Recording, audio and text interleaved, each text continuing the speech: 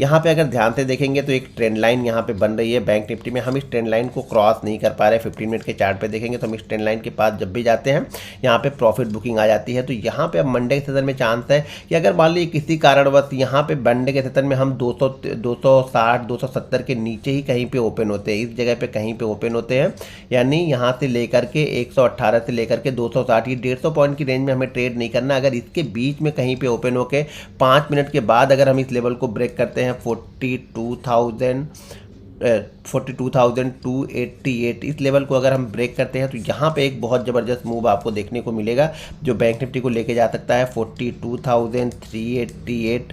Second target होगा 42,488 और third target यहाँ पे होगा 42,555। तो यहाँ पे आपको नज़र बना के रखनी है।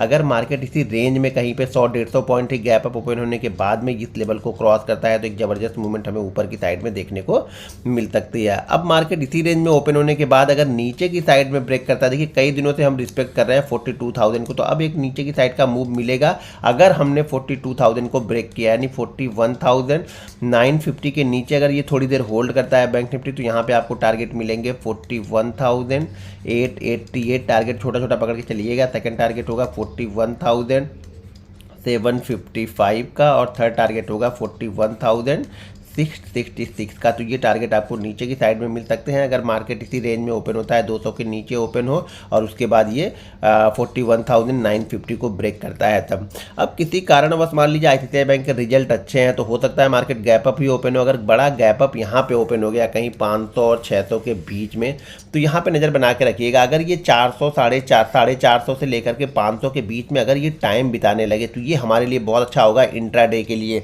अगर 450 से 500 के बीच में ये टाइम बिताते हुए कम से कम यहाँ पे आधे घंटे 1 घंटे अगर टाइम बिताए और टाइम बिताने के बाद अगर ये ऊपर की साइड या नीचे की साइड में जिस साइड में भी क्रॉस करे, देखिए ये रेजिस्टेंस लेवल के आसपास है तो यहाँ पे दोनों ही चीज़ें पॉसिबल है। टाइम बिताने के बाद जितना ज़्यादा यहाँ पे टाइम बिताए, अगर ये शुरुआती फर्स्ट आवर निकाल दे 1 घंटे 1.5 घंटे 2 घंटे और सेकंड हाफ में कहीं पे इसका ब्रेकआउट या ब्रेकडाउन देगा तब जबरदस्त मूवमेंट मिलेगी। तब बैंक निफ्टी 250 से 300 पॉइंट एक ही साइड में जा सकता है। मान लीजिए यहाँ पे टाइम बिताने के बाद हम 12:30-1 बजे के बाद में अगर ऊपर की साइड में ब्रेक करते हैं तो बैंक निफ्टी यहाँ से शॉर्ट कवरिंग करेगा और टारगेट लेके जाएगा 777 के आसपास तक।